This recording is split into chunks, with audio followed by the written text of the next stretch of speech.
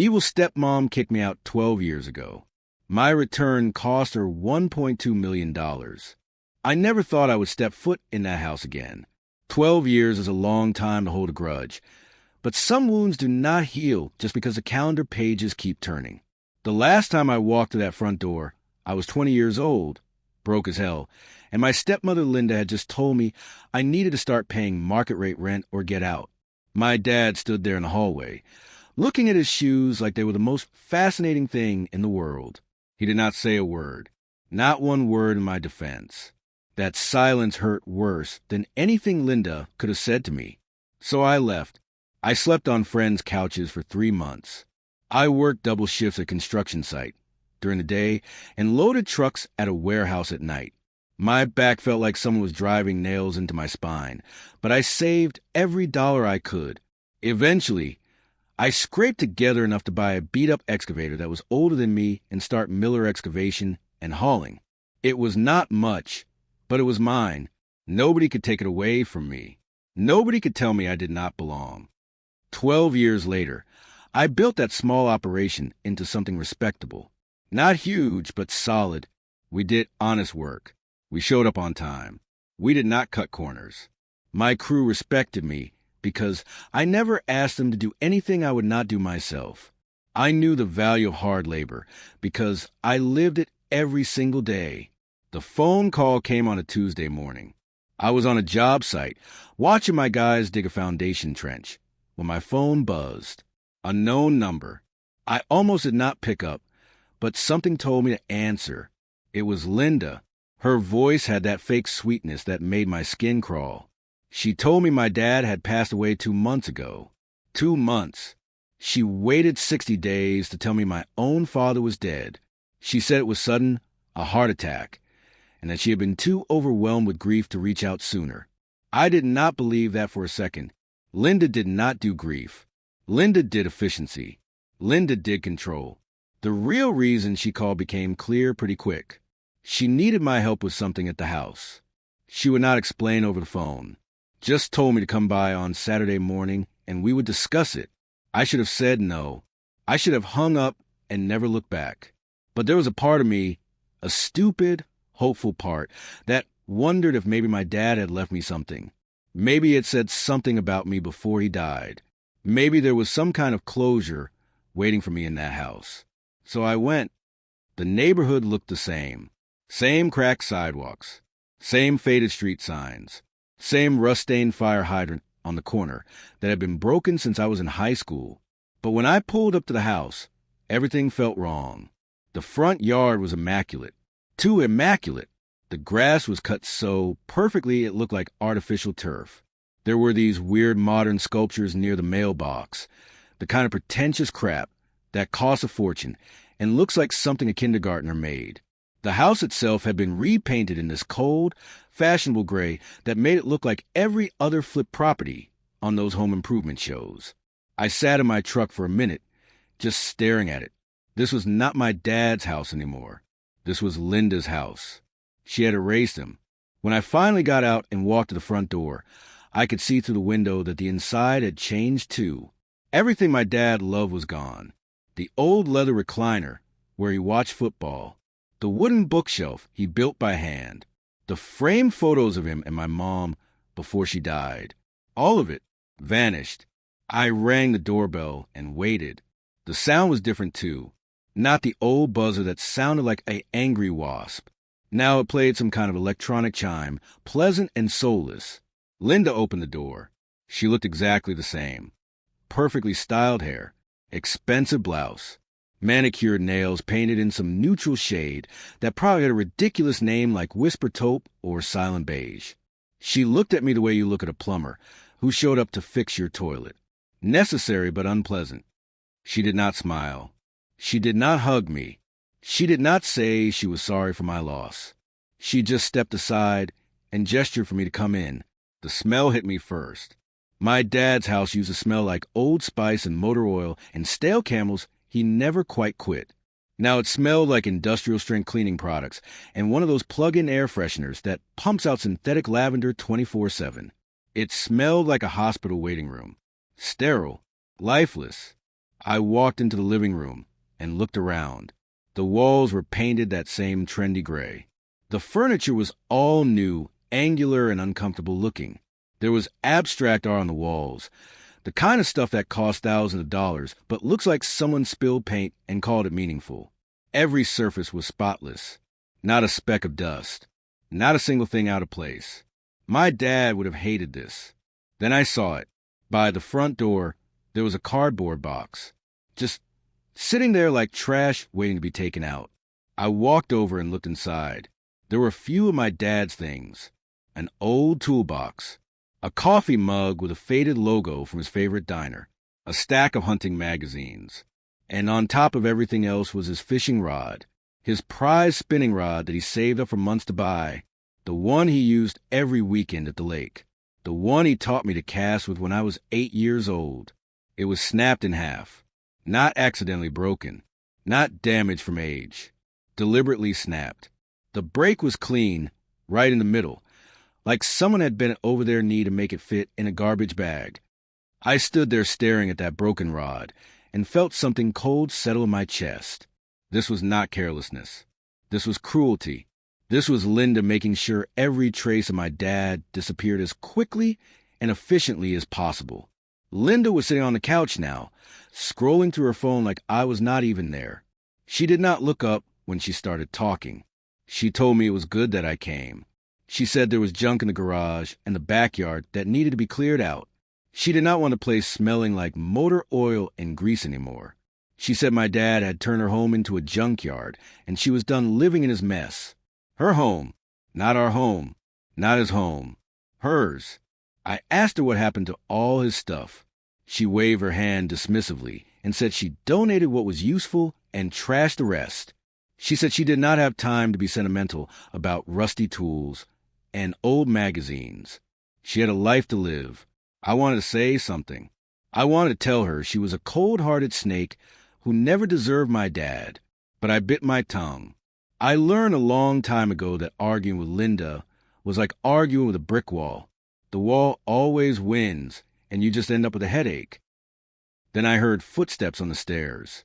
My stepsister Lizzie came down, glued to her phone, typing away with her thumbs moving at lightning speed.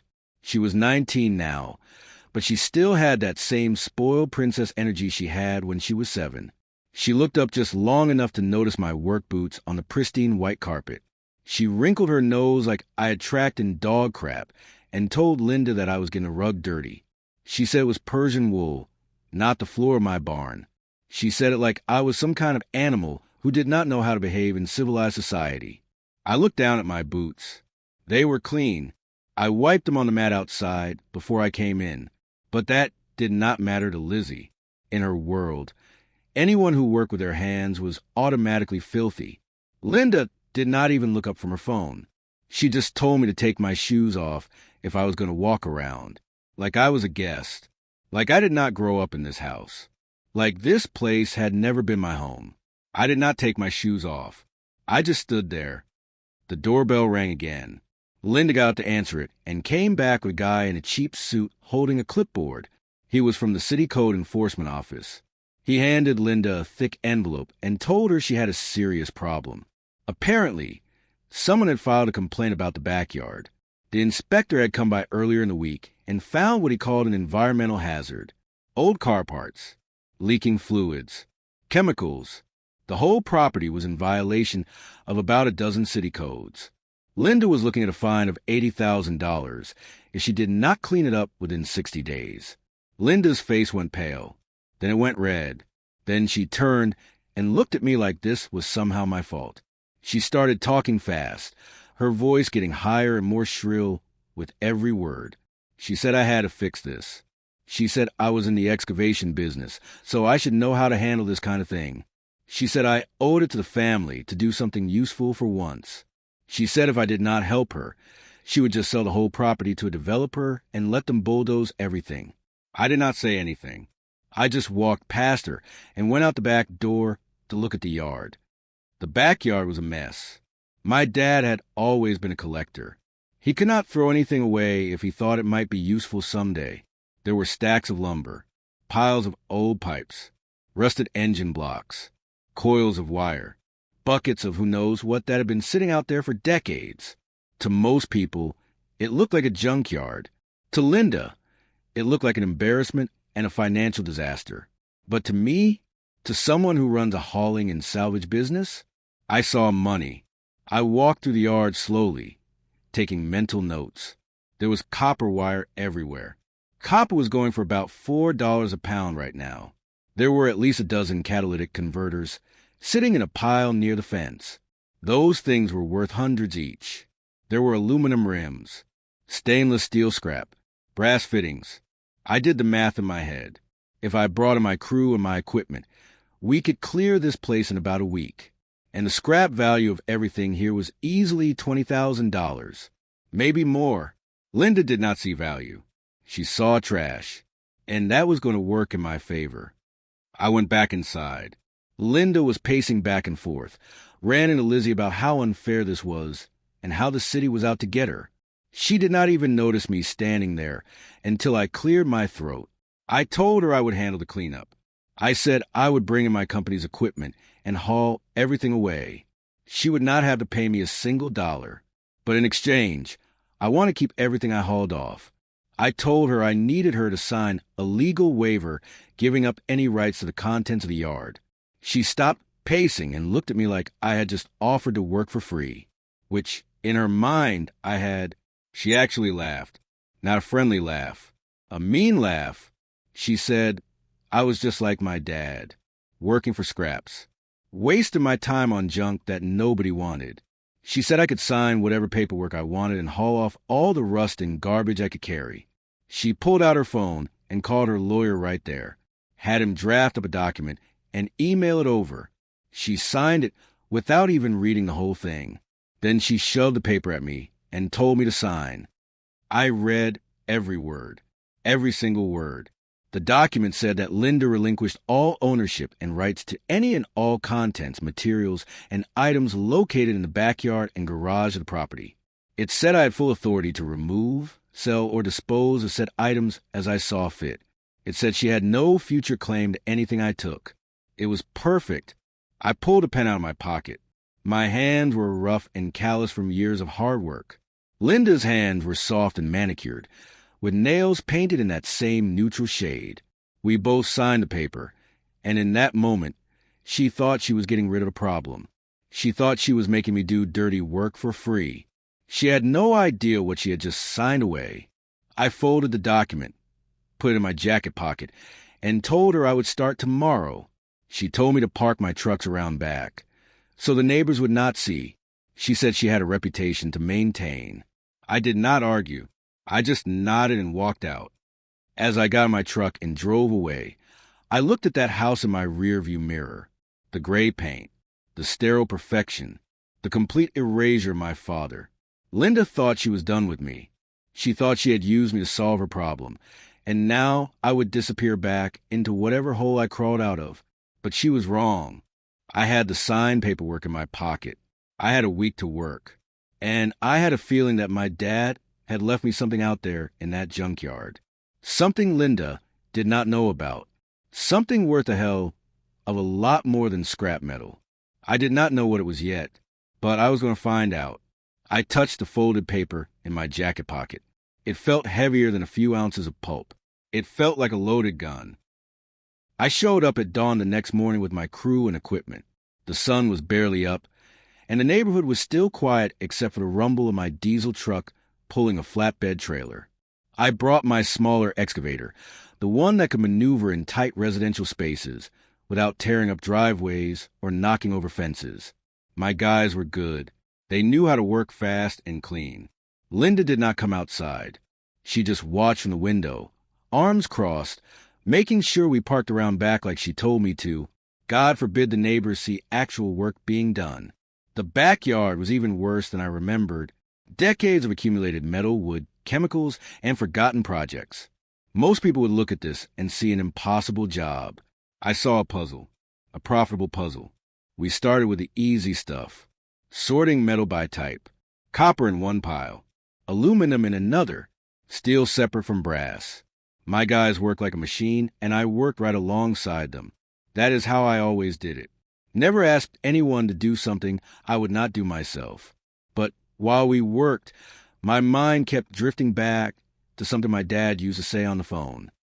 Those calls, man, those calls, they always came late at night, around 10 or 11, when Linda was out playing bingo or at book club or whatever excuse she used to get away from him.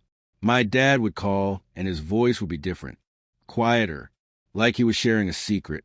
He would talk about the backyard, about his projects, about how Linda did not understand what he was doing. She thought he was hoarding junk. She thought he was losing his mind. But he would tell me he was protecting something, saving something important. One call stuck with me more than the others. It was maybe 3 years ago, right before we stopped talking as much.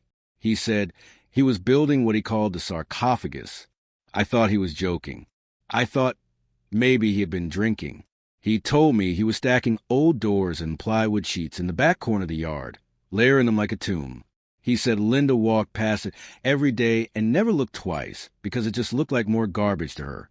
He whispered into the phone that he was hiding history, that he was saving the best for last, that when the time came, I would understand. I did not understand then. I thought it was just old man talk, nostalgia for stuff that did not matter anymore. But now, standing in that backyard, I started to wonder. The sarcophagus was still there, right where he said it would be, back corner of the yard, half hidden behind a stack of rusted oil drums and a pile of rotted lumber. It looked like exactly what Linda thought it was. Worthless junk. Old doors leaning against each other. Plywood sheets green with mold. 2x4s that were more termite than wood. Nobody would look at that and think there was anything valuable underneath. But I knew my dad. He was not crazy. He was clever.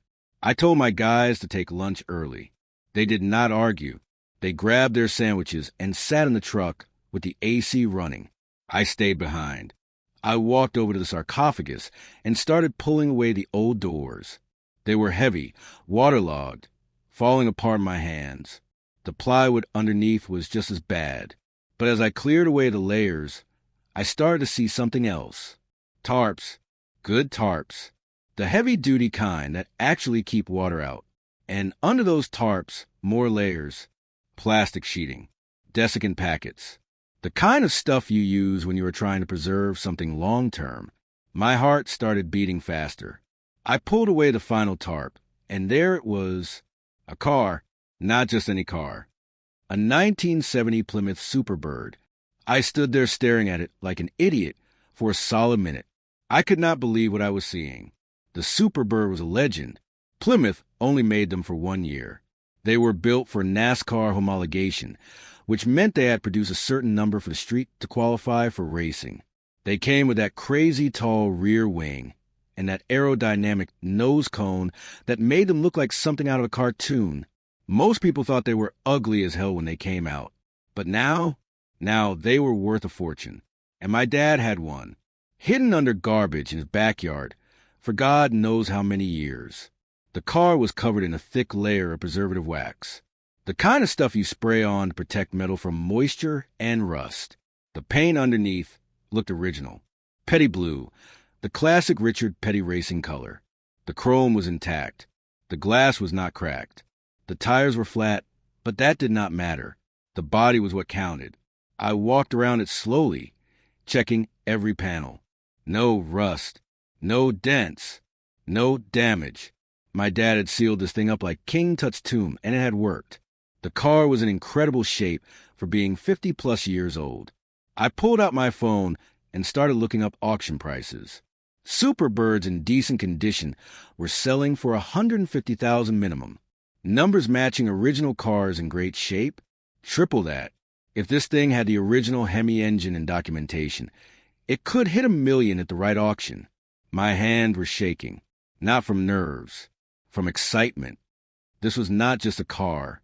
This was my dad's retirement plan, his insurance policy, the thing he was supposed to sell when he got too old to work and needed money to live on. But Linda got to him first. She probably nagged him every day about getting rid of his junk. She probably made his life hell. And he could not fight back because he was tired and sick and worn down. So he hid it. He built the sarcophagus, and he waited. He waited for me. I felt something tight in my chest. Something that might have been grief or anger or gratitude. Maybe all three at once. I said it out loud, even though nobody was there to hear me. Thank you, Dad. You thought of everything. Now I just had to get this car out of here, without Linda knowing what it was. My guys came back from lunch, and I put them to work on the opposite side of the yard. I told them to focus on the heavy steel and the engine blocks. Keep them busy. Keep them looking the other way. I spent the next 2 hours carefully disassembling the sarcophagus and rigging up a tow strap system to drag the Superbird onto my flatbed trailer. The car did not roll well on those flat tires, but I got it done. I covered the whole thing with scrap metal, old tarps, and broken furniture. From the outside, it looked like just another load of junk heading to the scrapyard. Linda came out once to check on us. She stood on the back porch with her arms crossed, watching like a prison warden. I made sure the trailer was facing away from her. She could not see what was under pile. She yelled something about making sure we got every last piece of trash. I waved and went back to work. She went back inside. Crisis averted. But then the excavator hit something. I was digging up a section near the old shed, pulling out buried metal and chunks of concrete, when the bucket scraped against something that did not feel right. It was not solid like rock. It was not loose like dirt. It was something in between. I climbed down from the cab and looked into the hole. There was an old metal tank, underground storage tank, probably from the 50s or 60s, back when people just buried their heating oil tanks in the yard and forgot about them. This one had not been forgotten. It had been used. A lot. There was a crack along the side where the excavator tooth had punched through. Black liquid was seeping out into the soil. It smelled like death, like chemicals and rotten eggs and old motor oil all mixed together. I knew that smell. That was not heating oil. That was waste. Industrial waste. The kind of stuff mechanics and contractors used to dump in their backyards before the EPA existed. Used motor oil, solvents, antifreeze, paint thinner, all the toxic crap that people did not know what to do with. So they just buried it and hoped it would go away. It did not go away. It just sat there underground, leaking into the soil for 30 years. I stood there looking at that black ooze and had what you might call a moment of clarity. See, I have a license for hazardous waste handling. It is part of what my company does. We do demolition and excavation, but we also handle contaminated sites. I know the EPA regulations backward and forward because one mistake can cost you your business and land you in federal court. This tank? This was bad. This was hazardous waste class 1 bad. This was Superfund site bad. This was the kind of thing that makes environmental lawyers rich and property owners broke. If this was reported to the EPA, the entire property would be flagged. Nobody could sell it. Nobody could build on it. The owner would be responsible for full environmental remediation, which meant bringing in a certified crew to dig up all the contaminated soil, dispose of it at a special facility, test the groundwater, and monitor the site for years. That kind of cleanup starts at $250,000 and goes up from there. Linda owned this property. Linda would be on the hook for every penny. And right now, Linda had no idea this tank existed. I pulled out my phone and started taking pictures. Lots of pictures. The tank, the crack, the leaking waste, the soil. I took a soil sample and put it in a sealed bag. I marked the GPS coordinates. I documented everything. Then I did something that might seem crazy. I did not fix it. I did not report it. I just covered the whole back up with dirt and kept working like nothing happened. This was my insurance policy, my nuclear option. If Linda tried to screw me over, if she tried to take the car back, if she tried to sue me or claim I stole something, I had this. I had proof that her property was a toxic waste dump. I had evidence that would cost her $250,000 to fix. I had leverage. Some people might say that was dirty, that I should have reported it immediately, that I was putting the environment at risk. But here's the thing. That waste had been sitting there for 30 years. It was not going anywhere in the next few weeks. And I needed protection. I needed something that would make Linda think twice before she came after me. In business, You do not start a fight unless you know you can win. And now I knew I could win. I slipped the soil sample into my toolbox and went back to work. We were almost done for the day when Lizzie showed up. She came out into the backyard holding her phone, doing that thing young people do where they film everything. She was making some kind of TikTok or Instagram story, talking to her camera about how gross the yard was and how much work it was going to take to make the house look normal again. She walked right up to my trailer and started filming the pile of scrap. She was doing this fake concerned voice, talking about how sad it was that her stepdad had been such a hoarder, how hard it must be for her mom to deal with all this junk. I told her to get away from the equipment. Liability reasons. She ignored me. She kept filming, walking around the trailer, zooming in on different pieces of metal. And then she stopped. She stopped and stared at something under the tarp. The wind had blown a corner of the tarp loose. Just a tiny corner. But it was enough. You could see a sliver of petty blue paint. You could see the edge of that distinctive high rear wing. Lizzie's eyes went wide. She held her phone on it for way too long. I walked over and yanked the tarp back into place. I told her to leave. She smiled at me, not a nice smile, a smile that said she knew she had seen something valuable. She walked away still filming, talking her phone about how interesting it was that her brother was finding all kinds of cool stuff in the junk pile. My stomach dropped. I finished loading the trailer and told my guys we were done for the day. I needed to get that car somewhere safe, somewhere Linda and Lizzie could not touch it. As I drove away, I looked at my side mirror. Lizzie was still standing in the driveway, staring at her phone, smiling. I had a bad feeling that smile was going to cost me.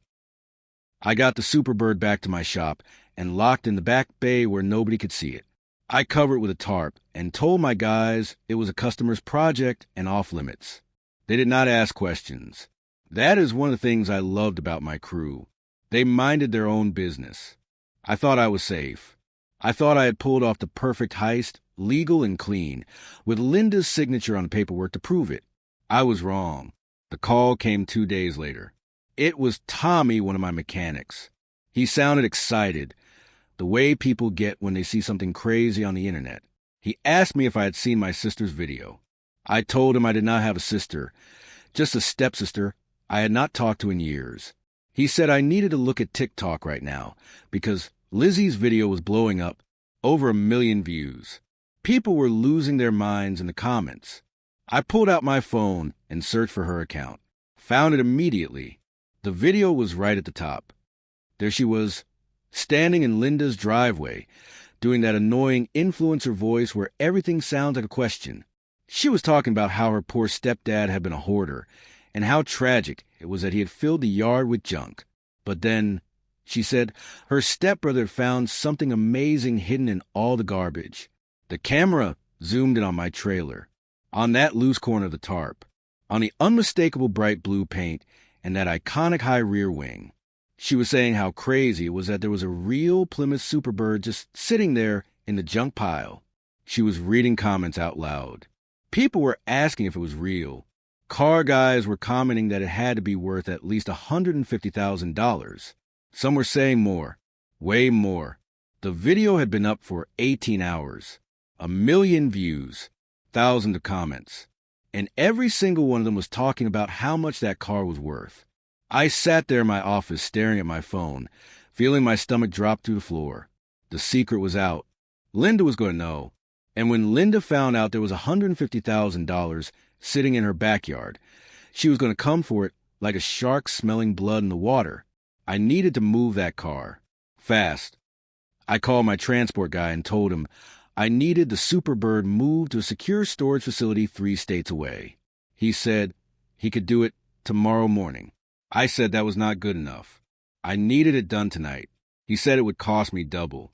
I said fine, whatever it took. I hung up and started making arrangements. I was not going to let Linda take this from me. That car was my inheritance. That was what my dad wanted me to have.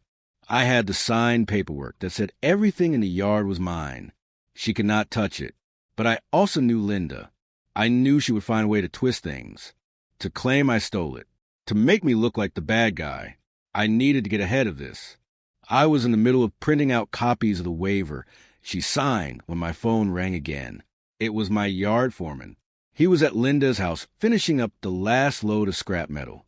He said I needed to get over there right now. There was a situation. I drove over expecting trouble. I was not disappointed. There was a Range Rover parked at the curb. Brand new. Probably cost more than my entire excavator. Standing next to it was a guy in expensive jeans and a polo shirt that probably cost $200. He had that slick look that screamed used car dealer, but the fancy kind that sells exotics and classics to rich people who do not know what they are worth. I could see him through the fence, standing in the backyard with Linda. He was showing her something on his phone. Probably auction results. Probably prices. Her eyes were lit up like a slot machine hitting jackpot. I parked my truck and walked up to the gate. My foreman met me there and said the guy showed up about an hour ago, asking questions about the car. Linda invited him into the backyard. They had been back there talking ever since. I told my foreman to load up his truck and leave. I would handle this. He looked at me like he wanted to argue, but he knew better. He got his guys together, and they cleared out. I was alone. I walked into the backyard. Linda saw me coming, and her face transformed. It went from greedy excitement to righteous anger in about half a second. She had been practicing that look for years. Perfected it on my dad. She started yelling before I even got close. She said the deal was off. She said I tried to cheat her. She said I tried to steal $150,000 from a grieving widow. She called me a thief and a liar, just like my father. The dealer stepped forward with his oily smile and introduced himself. His name was Craig. He said he specialized in rare American muscle cars. He said he had seen Lizzie's video and recognized the Superbird immediately. He said he was prepared to make Linda a very generous offer for the vehicle, sight unseen. I asked him how much. He said $120,000 cash, today as is. That was lowball and he knew it. But Linda did not know any better. To her, $120,000 sounded like winning the lottery. I tried to leave. I walked back to my truck to get the paperwork. I was going to show them the signed waiver. Show them that legally, that car was mine. But when I got to the gate, Linda's Mercedes was blocking it, parked sideways across the driveway. No way out. Linda stood there with her arms crossed, looking triumphant. She said I was not taking anything else from her property until we sorted this out. She said she was calling the police if I tried to leave with anything. She said she had already talked to her lawyer, and he agreed that the car was part of the real estate, not the contents of the yard. That was garbage, and she knew it, but it did not matter. She owned the land. The car was still sitting in her yard, and possession is 9/10 of the law. Craig stepped up and put his hand on my shoulder like we were old friends. He said there was no need for conflict. He said he was buying the car as is, where is, from the property owner. He said if I had a problem with that, I could take it up in civil court.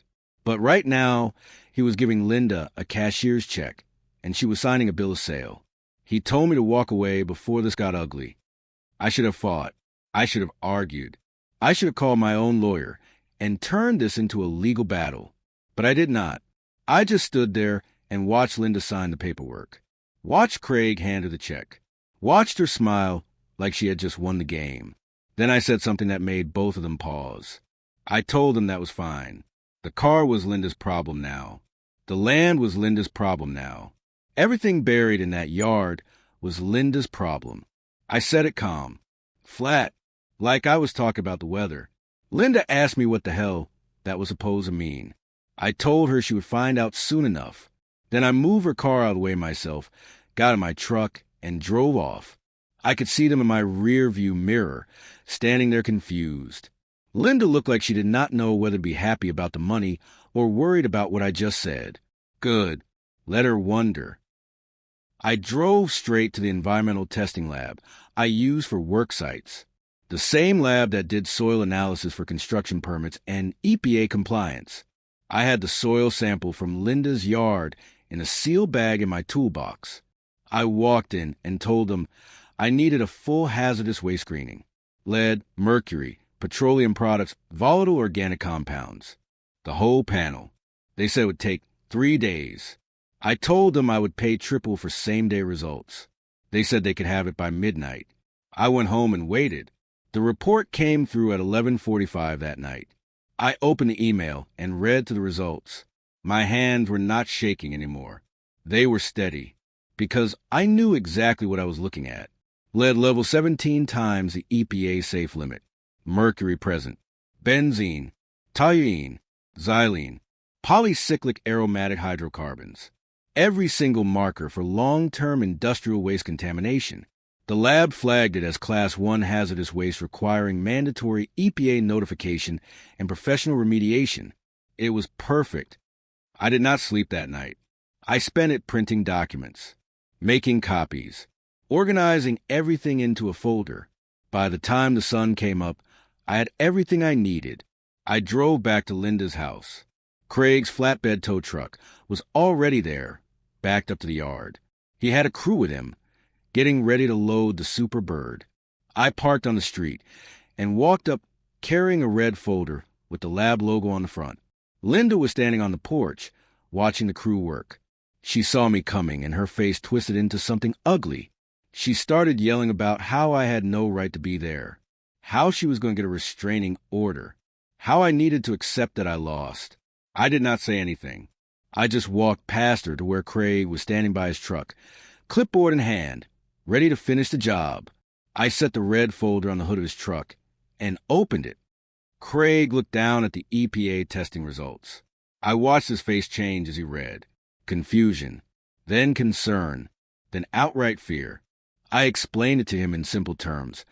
The way you explain things to someone who is about to make a very expensive mistake. I told him the vehicle he was about to load was parked on a contaminated site. EPA's Superfund classification. Anything that touched contaminated soil became contaminated property. His truck, his trailer, his equipment, all of it would be flagged. He would lose his commercial license. His business would be shut down pending investigation. I told him the documentation was already submitted to the state environmental agency as of this morning. The property was now officially listed as requiring mandatory remediation. Craig read through the lab results again. He saw the numbers. He saw the lab seal. He saw that it was real. He closed the folder and handed it back to me. Then he told his crew to pack it up. They were leaving.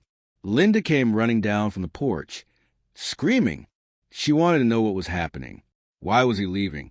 He had a contract. He gave her money. Craig told her the deal was off.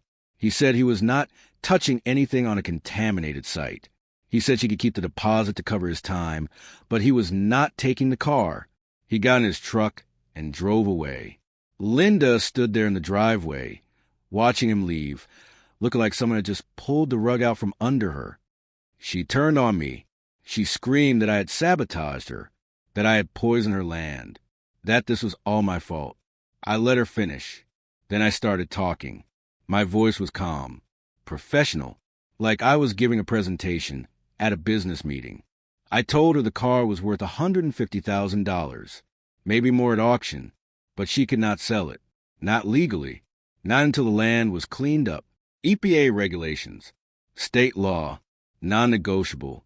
I told her that getting the yard professionally remediated by a certified contractor would cost about $250,000, minimum, maybe more if they found additional contamination. And she was legally required to do it now that the contamination was documented and reported. I did the math for her out loud. $150,000 asset minus $250,000 in cleanup costs equals negative $100,000. She was upside down, underwater. The car was not an asset anymore. It was a liability. She stood there staring at me. Her face went pale. I could see her doing the math in her head, realizing what this meant. She was going to lose the house. Lizzie came outside and asked what was going on. Linda could not even speak. She just sat down on the porch steps and put her head in her hands. I let them sit there for a minute, let it sink in. Then I made my offer. I told Linda that my company was licensed for hazardous waste remediation. I could do the cleanup at cost. No markup, just materials and labor. It would take me about a week. I would absorb the financial risk. I would take over the liability. In exchange, she signed the car over to me. Clean title, no strings, and we never spoke again. She looked up at me with tears running down her face. She said I was destroying her. I was taking everything, just like my father took everything from her. I did not argue. I just pulled out the paperwork. The title transfer, the liability waiver, the remediation contract. She signed it all. Her hands were shaking. Lizzie was crying, but Linda signed every page. I took the documents, folded them, and put them in my jacket pocket. Then I told her my crew would start work on Monday. I got in my truck and left. 1 year later, I was standing in my shop. It was early evening and the place was quiet. Most of my crew had gone home. It was just me and the Superbird. The car did not look like it did when I pulled it out of that yard. It looked better, way better. I had spent the last 12 months restoring it, not just fixing it, making it perfect, original parts, correct finishes, documentation, build sheet, broadcast sheet, everything a serious collector wanted. I had it authenticated by a Mopar specialist, numbers matching Hemi, original paint under the preservative wax, one of fewer than 2,000 ever made, one of maybe 300 still in this condition. The auction house estimated it would bring 700,000, maybe more. They were wrong. I watched the live stream from my phone. The bidding started at 200,000 and climbed fast. 400, 600, 800. The auctioneer's voice getting higher with each bid. The hammer came down at $1,200,000. I stood there staring at the phone screen, watching confetti drop on the video feed, watching the auction staff shake hands with the winning bidder, watching the numbers flash on the screen. 1.2 million, minus the auction house fee, minus the restoration costs. I was walking away with just over $1 million from a car that Linda threw away. My phone started ringing. Unknown number. I almost did not answer, but something told me to. It was Linda. She was screaming, crying, demanding to know if it was true. She had seen the news. She had seen the auction results. She said that was her money, her car, her property. She was going to sue. She was going to take me to court. She was going to prove I stole from her. I let her finish. Then I spoke. Just once. I told her the cleanup cost me $5,000 in diesel fuel and a week of my time running a backhoe. That was it. The rest I earned with my own 2 hands. 12 months of restoration work. 12 months of research in parts hunting and labor. I told her she should have loved my dad instead of his money. Then I hung up, blocked the number. Done. I set the phone down on my workbench and looked around the shop. It was clean, professional, a place where real work got done. The kind of place my dad would have been proud of. There was a photo of him on the wall. Old picture from when he was young, standing next to his first truck. Big smile, hands dirty, happy. I walked over to the Superbird and ran my hand along the paint. Smooth, perfect, worth $1 million to someone else. Priceless to me. The engine was still warm from the test drive earlier. I could hear it ticking as it cooled down. That beautiful V8 sound that muscle car guys live for. I touched the folder in my pocket. The same one I carried the day I beat Linda. The one with the EPA report. I did not need it anymore. It had done its job. I looked at my dad's picture one more time. Then I turned off the lights and walked out to my truck. The story was over. I won.